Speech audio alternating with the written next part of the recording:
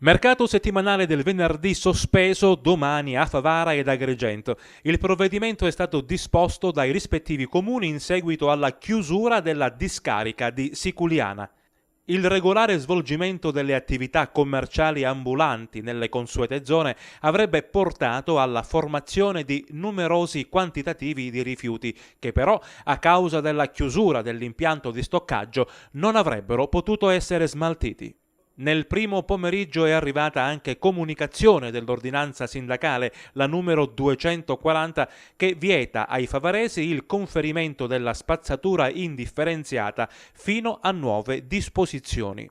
È possibile invece depositare la spazzatura differenziata come plastica, lattine, barattoli, vetro, carta e cartone, quindi nei giorni previsti dal calendario di raccolta i vari materiali è possibile conferirli.